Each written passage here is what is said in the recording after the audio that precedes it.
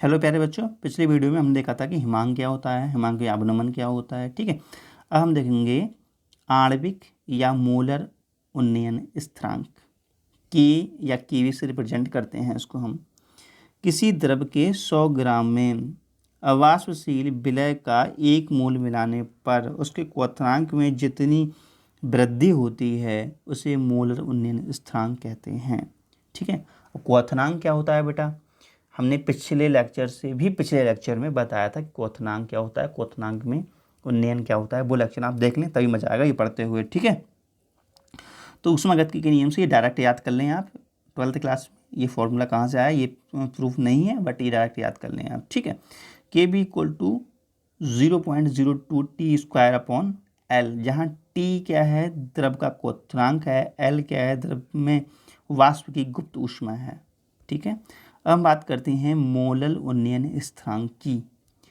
तो किसी द्रव के 1000 ग्राम में अवाष्पशील विलय का 1 मोल मिलाने पर उसके क्वथनांक में जितनी वृद्धि होती है उसे मोलल उन्नयन स्थिरांक कहते हैं। वो मोलर था, ये मोलल उन्नयन स्थिरांक है। ठीक है, तो इसका भी फॉर्मूला ये याद कर लें आप डायरेक्टली। ठीक है बेटा, अब देखिएगा हम बात करते हैं के बी एंड के डैश बी में संबंध, मतलब मोलर उन्नयन स्थिरांक और मोलल उन्नयन स्थिरांक में क्या रिश्ता है। तो के बी इक्वल टू हमने ये पढ़ा था अभी, है ना, और के डैश बी इक्वल टू इतना पढ़ा था, और समीकरण 1 को 2 से भाग दे देंगे, आंसर आ जाएगा। ठीक है, तो ये आ जाएगा बेटा के बी इक्वल टू 10 के बी डैश। अतः स्पष्ट है कि मोलर उन्नयन स्थिरांक मोलल अवनमन स्थिरांक का 10 गुना होता है। ठीक है बेटा, अब हम देखेंगे मोलर अवनमन स्थिरांक। देखो, किसी द्रव के 100 ग्राम में अवाष्पशील विलय का 1 मोल मिलाने पर इसके हिमांक में जितनी कमी होती है उसे मोलर अवनमन स्थिरांक कहते हैं। ठीक है, तो ये नोट कर लेंगे फॉर्मूला।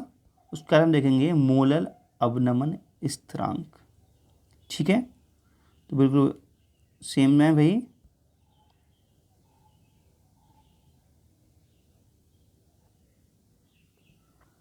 किसी द्रव के 1000 ग्राम में आवासीय विलय का 1 मोल मिलाने पर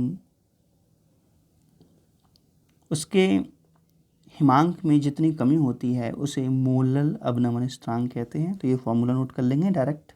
ठीक है, और ये रिश्ता हो जाएगा कि एफ इक्वल टू इतना है, के डैश एफ इक्वल टू इतना है, उसको हम के एफ से रिप्रेजेंट करेंगे बेटा। ठीक है, तो यहाँ की भी गलत लिख गया है, ये यहाँ आप लिख लें के एफ, तो के एफ ऊपर है तो यहाँ पे भी आप के एफ लिख लें, के भी नहीं होगा यहाँ पे के एफ डैश। ओके, तो के एफ एंड के एफ डैश में रिश्ता देखो, समीकरण 1 और 1 2 लिख दिया हमने, 1 को 2 से भाग करेंगे।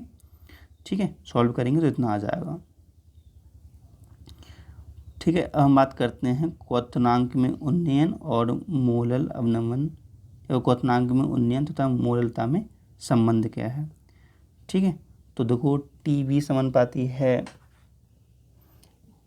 मोललता के। ठीक है, तो हम ये लिख सकते हैं, फॉर्मूला ये बन गया है एक। ठीक है, अब हम देखते हैं हिमांक में अवनमन तथा मोललता में संबंध। तो ये है टी एफ इक्वल टी समानुपाती है एम के, टी एफ इक्वल टू के एफ एम। तो यहाँ से ये फॉर्मूला बन जाएगा नया। ठीक है, हम देखते हैं मोलर उन्नयन स्थिरांक तथा विलय के अणुभार में संबंध। तो ये हो जाएगा संबंध। ठीक है, तो ये खास ज़्यादा इंपॉर्टेंट नहीं है, फिलहाल आप नोट कर लेना कॉपी में, कभी कभी सवाल आता है इनके ऊपर। और ये फॉर्मूला है, ये नोट कर सकते हैं आप, मोलल अवनयन। ठीक है, तो ये भी नोट कर लेना, खास ज़्यादा इंपॉर्टेंट नहीं है, नोट कर लेना, फिलहाल नोट्स में होने चाहिए आपके लिखे हुए। ठीक है बेटा, मोलल अवनमन स्थिरांक और विलय के अणुभार में संबंध, तो ये फॉर्मूला होता है इसका, ये नोट कर लेना आप, ये सारे फॉर्मूला नोट करते हुए चलें। ठीक है, अब गैसों की द्रव्यमान विलयता ये हम देखेंगे नेक्स्ट लेक्चर में। ठीक है बेटा, और नेक्स्ट लेक्चर में हम जानेंगे हेनरी का नियम क्या है। तो हेनरी का नियम जानने के लिए आप नेक्स्ट लेक्चर देखना पड़ेगा। Okay, bye bye.